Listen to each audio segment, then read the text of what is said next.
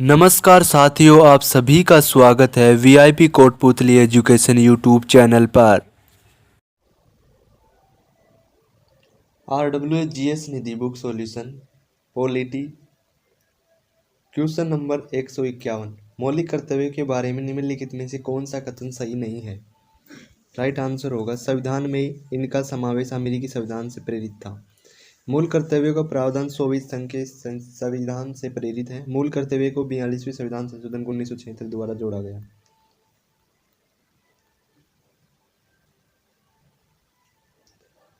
मूल कर्तव्य प्रकृति में गैर न्यायिक होते हैं। Question number 152। निम्नलिखित में से कौन सा एक मौलिक कर्तव्य नहीं है?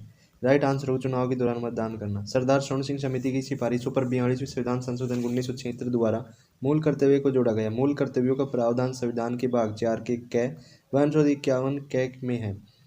चुनाव के दौरान मतदान करना मौलिक कर्तव्य नहीं है। Question number 153। निम्नलिखित में से कौन सा एक मौलिक कर्तव्य है? राइट आंसर होगा ऐसी प्रथाओं का त्याग करें जो स्त्रियों के सम्मान के विरुद्ध है। संविधान के अनुच्छेद 51 के ई के अनुसार ऐसी प्रथाओं का त्याग करना जो स्त्रियों के सम्मान के विरुद्ध है एक मौलिक कर्तव्य है। Question number 154। निम्नलिखित में से किस मौलिक कर्तव्य प्रावधान में यह निर्धारित किया गया है कि सभी भारतीयों को भारतीय राष्ट्रीय ध्वज और भारतीय राष्ट्रगान के प्रति सम्मान दिखाना चाहिए? राइट आंसर होगा 51 का फर्स्ट। भारतीय को भारतीय राष्ट्रीय ध्वज और भारतीय राष्ट्रगान के प्रति सम्मान दिखाना चाहिए। यह प्रावधान भारतीय संविधान के अनुच्छेद 51 के सब सेक्शन ए में किया गया है। Question number 155। भारतीय संविधान के निम्नलिखित में से किस अनुच्छेद में मौलिक कर्तव्य भारत की संप्रभुता, एकता और अखंडता का उल्लेख है? राइट आंसर होगा अनुच्छेद 51 के सी में। मूल कर्तव्यों का प्रावधान भारत संविधान के भाग 4 कै व अनुच्छेद 51 के में है। भारतीय संविधान के अनुच्छेद 51 के सी में भारत की संप्रभुता, एकता और अखंडता की रक्षा करें और उसके अक्षुण्ण बनाए रखें। Question number 156। मूल कर्तव्य 51 की सूची में उपधारा जीव किससे संबंधित है? राइट आंसर होगा प्राकृतिक पर्यावरण की रक्षा और उसका संवर्धन करना। मूल कर्तव्यों 51 की सूची में उपधारा जी प्राकृतिक पर्यावरण की रक्षा और उसका संवर्धन करने से संबंधित है। Question number 157। भारत संविधान के निम्नलिखित में से किस अनुच्छेद में मौलिक कर्तव्य सार्वजनिक संपत्ति की रक्षा और अहिंसा को त्यागना का उल्लेख है? राइट आंसर 51 के आई में। अनुच्छेद 51 के आई में यह प्रावधान है कि सार्वजनिक संपत्ति की रक्षा करना और हिंसा को त्यागना राज्य का कर्तव्य होगा। Question number 158। निम्नलिखित में से कौन सा अनुच्छेद कहता है कि माता पिता या संरक्षक 6 वर्ष से 14 वर्ष तक की आयु वाले अपने यथास्थिति बालक या प्रतिपाल्य के लिए शिक्षा के अवसर प्रदान करें? राइट आंसर होगा 51 का के सब सेक्शन। अनुच्छेद 51 के सब सेक्शन के में माता पिता या संरक्षक का कर्तव्य होगा कि वह 6 से 14 वर्ष के बीच के आयु के यथास्थिति अपने बच्चे अथवा प्रतिपाल्य को शिक्षा प्रदान करने का अवसर प्रदान करें। Question number 159। निम्नलिखित में से किस अनुच्छेद में शामिल मौलिक कर्तव्य अनुच्छेद किस ए के समान है? राइट आंसर होगा अनुच्छेद 51 का सब सेक्शन के 86वीं संविधान संशोधन 2002 द्वारा 11वां मूल कर्तव्य जोड़ा गया जो अनुच्छेद 21 ए के समान है। 11वां मूल कर्तव्य अनुच्छेद 51 के सब सेक्शन के अनुसार 6 से 14 वर्ष के आयु के बच्चों को माता पिता और संरक्षक बच्चों को शिक्षा के अवसर प्रदान करेंगे। Question number 160। निम्नलिखित में से कौन राष्ट्रपति के निर्वाचन में भाग नहीं लेता? राइट आंसर होगा राज्य विधान परिषद के निर्वाचित सदस्य। राज्य विधान परिषद के निर्वाचित सदस्य राष्ट्रपति के निर्वाचन में भाग नहीं लेते। राष्ट्रपति के निर्वाचन मंडल में राज्यसभा तथा लोकसभा के निर्वाचित सदस्य, राज्य की विधानसभाओं के निर्वाचित सदस्य तथा केंद्र शासित प्रदेश दिल्ली, पुडुचेरी और अब तो जम्मू कश्मीर भी के विधानसभाओं के निर्वाचित सदस्य भाग लेंगे। Question number 161। भारत के राष्ट्रपति चुनाव में राज्यों का कौन सा सदन भाग लेता है? राइट आंसर होगा विधानसभा। भारत संविधान के अनुच्छेद 54 के तहत राष्ट्रपति के निर्वाचक मंडल की व्यवस्था की गई है जिसमें संसद के दोनों सदनों व प्रत्येक राज्य की विधानसभाओं तथा केंद्र शासित प्रदेशों दिल्ली, पुडुचेरी की विधानसभाओं के निर्वाचित सदस्य भाग लेंगे। Question number 162। भारत संविधान के नियम में से कौन सा अनुच्छेद 35 वर्ष की आयु को भारत के राष्ट्रपति पद के लिए पात्रता मानदंड के रूप में घोषित करता है? राइट आंसर होगा अनुच्छेद 58। भारत संविधान के अनुच्छेद 58 के अनुसार राष्ट्रपति निर्वाचित होने के लिए अहर्ताएं हैं। भारत का नागरिक हो, 35 वर्ष की आयु पूरी कर चुका हो, लोकसभा का सदस्य निर्वाचित होने की योग्यता रखता हो। Question number 163। राष्ट्रपति चुनाव के लिए नामांकन दाखिल करने के लिए प्रस्तावकों की हस्ताक्षरित सूची की आवश्यकता होती है। राइट आंसर होगा 50। राष्ट्रपति पद के लिए उम्मीदवार का नाम कम से कम 50 मतदाताओं द्वारा प्रस्तावित और 50 मतदाताओं द्वारा ही अनुमोदित होना चाहिए। क्वेश्चन नंबर 164, भारतीय संविधान के निम्नलिखित में से कौन से अनुच्छेद कर्म से राष्ट्रपति और उपराष्ट्रपति के द्वारा शपथ या प्रतिज्ञा से संबंधित है? राइट आंसर होगा अनुच्छेद 60 और अनुच्छेद 69। अनुच्छेद 60 के अनुसार राष्ट्रपति को उच्चतम न्यायालय का मुख्य न्यायाधीश शपथ दिलाता है और अनुच्छेद 69 के अनुसार उपराष्ट्रपति को तत्कालीन राष्ट्रपति शपथ दिलाता है। क्वेश्चन नंबर 165, भारत के राष्ट्रपति को हटाने के संबंध में कौन सा कथन सत्य है? राइट आंसर होगा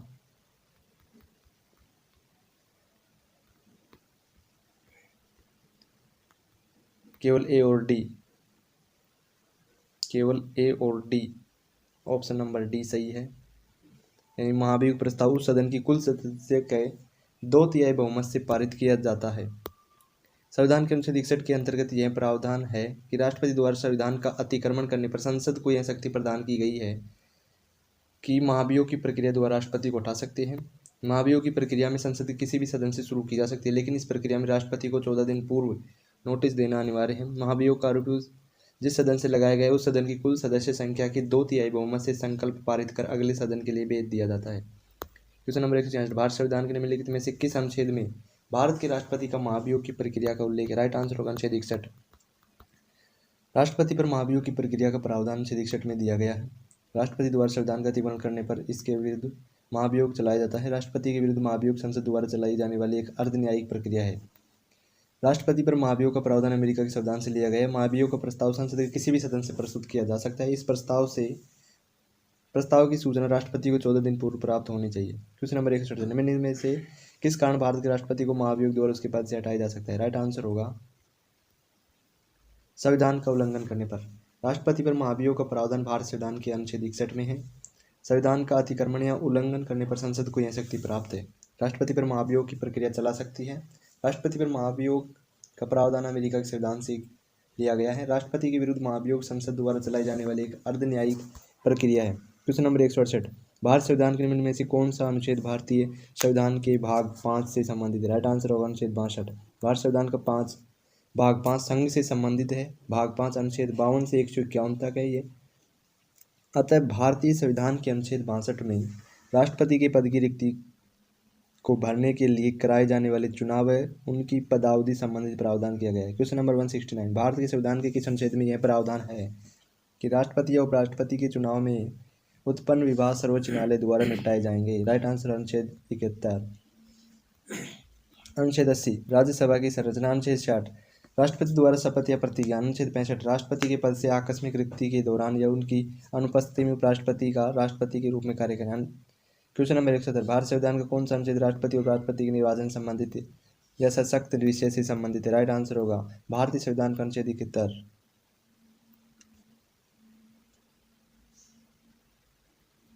अनुच्छेद 69, उपराष्ट्रपति द्वारा शपथ या प्रतिज्ञान और शपथ का प्रारूप। अनुच्छेद 70, आकस्मिकताओं में राष्ट्रपति के कार्यों का निर्वहन के संबंध। अनुच्छेद 80, राज्यसभा की संरचना। क्वेश्चन नंबर 171, भारत में निम्नलिखित में से किसके पास किसी अपराधी के दंड को क्षमा करने पर लंबित करने या कम करने की शक्ति है? राइट आंसर होगा राष्ट्रपति के पास। अनुच्छेद 72 के तहत ये राष्ट्रपति को शक्तियाँ प्राप्त है। अनुच्छेद 123 के तहत राष्ट्रपति को अध्यादेश जारी करने की शक्ति भी प्राप्त है। क्वेश्चन नंबर 135, भारतीय संविधान का अनुच्छेद 72 समाधान और आदि कुछ मामलों में सजा को निलंबित परिहार या लघुकरण करने की शक्ति से संबंधित। राइट आंसर होगा राष्ट्रपति को। क्वेश्चन नंबर 173, भारत संविधान के निम्नलिखित में से कौन सा अनुच्छेद प्रधानमंत्री राष्ट्रपति के बीच में संबंधों से संबंधित है? राइट आंसर होगा अनुच्छेद 75। अनुच्छेद 25, भारत के सभी नागरिकों को धार्मिक स्वतंत्रता का अधिकार। अनुच्छेद 12 से 35 तक मूल अधिकारों का वर्णन है। अनुच्छेद 45 में 6 वर्ष से कम आयु के बच्चों के लिए प्रारंभिक बचपन की देखभाल और उन्हें शिक्षा प्रावधान करना। अनुच्छेद 75 में प्रधानमंत्री की नियुक्ति राष्ट्रपति द्वारा की जाएगी का वर्णन है। क्वेश्चन नंबर 174, भारत संविधान के निम्न में से किस अनुच्छेद में यह उल्लेख है कि भारत सरकार की समस्त कार्यपालिका कार्रवाई राष्ट्रपति के नाम से हुई कही जाएगी? अनुच्छेद 77 में। अनुच्छेद 67 में उपराष्ट्रपति की पदावधि संबंधित है। अनुच्छेद 81 लोकसभा की संरचना को परिभाषित करता है। अनुच्छेद 48 कृषि तथा पशुपालन के संगठन से संबंधित है। क्वेश्चन नंबर 175, भारत में रक्षा बलों का सर्वोच्च सेनापति कौन होता है? राइट आंसर होगा राष्ट्रपति। भारत के रक्षा बलों का सर्वोच्च सेनापति भारत का राष्ट्रपति होता है। संसद को राष्ट्रपति द्वारा सैन्य शक्तियों को प्रयोग को भी नियमित या नियंत्रित करने का अधिकार है। क्वेश्चन नंबर 173, भारत की आकस्मिकता निधि का संरक्षक कौन होता है? राइट आंसर होगा राष्ट्रपति। भारतीय संविधान के अनुच्छेद 267 के सब सेक्शन 1 में तहत संसद को भारत की आकस्मिक नीति स्थापित करने की शक्ति प्रदान की गई है। भारत की आकस्मिक नीति का संरक्षक राष्ट्रपति होता है। क्वेश्चन नंबर 177, यदि भारत के राष्ट्रपति का पद रिक्त हो जाए और उपराष्ट्रपति भी न हो तब निम्न में से कौन कार्यवाहक राष्ट्रपति होगा? इसका राइट आंसर होगा सर्वोच्च न्यायालय का मुख्य न्यायाधीश। राष्ट्रपति की बीमारी, अनुपस्थिति अथवा अन्य किसी कारणों से अपने पद पर कार्य करने की असमर्थता की स्थिति में उपराष्ट्रपति द्वारा राष्ट्रपति के कार्यों का निष्पादन किया जाता है और उपराष्ट्रपति के पद की रिक्तता की स्थिति में भारत के सर्वोच्च न्यायालय का मुख्य न्यायाधीश कार्यवाहक राष्ट्रपति के रूप में कार्य करता है।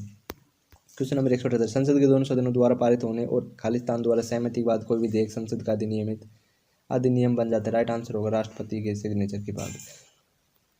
क्वेश्चन नंबर 179, भारतीय संविधान के कौन से अनुच्छेद संघ की कार्यपालिका से संबंधित? राइट आंसर होगा अनुच्छेद 52 से 78। भारतीय संविधान का भाग 5 का अध्याय 1 अनुच्छेद 52 से 78 संघीय कार्यपालिका के बारे में प्रावधान करता है। इसके तहत राष्ट्रपति, उपराष्ट्रपति, प्रधानमंत्री, मंत्रिपरिषद तथा भारत के महान्यायवादी संबंधी प्रावधान है। क्वेश्चन नंबर 180, किस भारतीय राष्ट्रपति ने भारतीय डाकघर संशोधन विधेयक 1986 के लिए पॉकेट वीटो का उपयोग किया? राइट आंसर होगा ज्ञानी जैल सिंह ने। भारत संविधान के अनुच्छेद 111 के तहत भारत के राष्ट्रपति को एक विशेष शक्ति प्राप्त है जिसके आधार पर राष्ट्रपति किसी भी विधेयक या प्रस्ताव को ऐसे स्वीकृत कर सकता है जब राष्ट्रपति न तो विधेयक पर अपनी अनुमति देता है और न ही पुनर्विचार के लिए भेजता है, तो इसके बाद विधेयक का अंत हो जाता है, जिसे राष्ट्रपति की पॉकेट वीटो शक्ति कहा जाता है। पॉकेट वीटो शक्ति का प्रयोग सर्वप्रथम राष्ट्रपति ज्ञानी जैल सिंह ने किया 1986 में भारतीय डाकघर संशोधन विधेयक पर। क्वेश्चन नंबर 181, निम्न में से कौन सा अनुच्छेद संसद के दोनों सदनों में सत्र में न होने पर भारत के राष्ट्रपति को अध्यादेश जारी करने का अधिकार है? राइट आंसर होगा अनुच्छेद 123 के तहत सदन के दोनों सदनों में सत्र न होने पर भारत का राष्ट्रपति अध्यादेश जारी कर सकता है। अध्यादेश उतना ही प्रभावशाली होगा जितना संसद में पारित कानून। अनुच्छेद 121 संसद में चर्चा पर प्रतिबंध। अनुच्छेद 122 न्यायालयों द्वारा संसद की कार्यवाही की जांच नहीं किया जाना। क्वेश्चन नंबर अनुच्छेद 124 उच्चतम न्यायालय की स्थापना और गठन। क्वेश्चन नंबर 182 भारत संविधान के भाग 5 और भाग 5 अध्याय 2 में निम्नलिखित में से कौन उपबंध शामिल नहीं है? राइट आंसर होगा संसद के विश्रांति काल के दौरान अध्यादेश प्रख्यापित करने की राष्ट्रपति की शक्ति। संसद के विश्रांति काल के दौरान अध्यादेश जारी करने की राष्ट्रपति की शक्ति का प्रावधान भाग 5 के अध्याय 3 में है। राष्ट्रपति के अध्यादेश जारी करने की शक्ति संविधान के अनुच्छेद 123 में है। राष्ट्रपति अध्यादेश तभी जारी कर सकता है जब संसद के दोनों सदनों में से कोई भी सत्र नहीं चल रहा हो। राष्ट्रपति इसे किसी भी समय वापस ले सकता है। क्वेश्चन नंबर 183 स्वतंत्र भारत में जन्म लेने वाले पहले भारतीय राष्ट्रपति कौन है? राइट आंसर होगा वर्तमान राष्ट्रपति द्रौपदी मुर्मू। भारत की 15वीं निर्वाचित राष्ट्रपति द्रौपदी मुर्मू स्वतंत्रता के बाद जन्म लेने वाली पहली राष्ट्रपति है जिनका जन्म 20 जून 1958 ईस्वी को उड़ीसा के मयूरभंज के एक छोटे से गांव में होता है। भारत के प्रथम राष्ट्रपति डॉक्टर राजेंद्र प्रसाद थे, जबकि पहली महिला राष्ट्रपति प्रतिभा देवी सिंह पाटिल थी। क्वेश्चन नंबर 184 भारत संविधान के इस भाग में उल्लिखित है कि भारत का एक उपराष्ट्रपति होगा? राइट आंसर अनुच्छेद 63 में। भारत संविधान के अनुच्छेद 63 में भारत का एक उपराष्ट्रपति होगा। उपराष्ट्रपति का पद अमेरिका के संविधान से लिया गया है। उपराष्ट्रपति राष्ट्रपति के बाद भारत का दूसरा सर्वोच्च अधिकारी होता है। भारत के प्रथम उपराष्ट्रपति सर्वपल्ली राधाकृष्णन थे, जबकि वर्तमान में भारत के उपराष्ट्रपति जगदीप धनखड़ है। अनुच्छेद 45 6 वर्ष से कम आयु के बालकों के लिए निःशुल्क व अनिवार्य शिक्षा का उपबंध। अनुच्छेद 56 में राष्ट्रपति का कार्यकाल 5 वर्ष का होगा। अनुच्छेद 75 में राष्ट्रपति प्रधानमंत्री की नियुक्ति करेगा और मंत्रियों की भी नियुक्ति करेगा राष्ट्रपति, लेकिन प्रधानमंत्री की सलाह पर करेगा। क्वेश्चन नंबर 185 भारत का उपराष्ट्रपति बनने के लिए निम्नलिखित में से कौन सी पात्रता आवश्यक नहीं है? राइट आंसर होगा उसकी आयु 40 वर्ष पूरा होनी चाहिए। अनुच्छेद 66 के 3 के अनुसार उपराष्ट्रपति पद के लिए किसी व्यक्ति को योग्यता होनी चाहिए, वह भारत का नागरिक होना चाहिए, 35 वर्ष आयु पूरी कर चुका हो,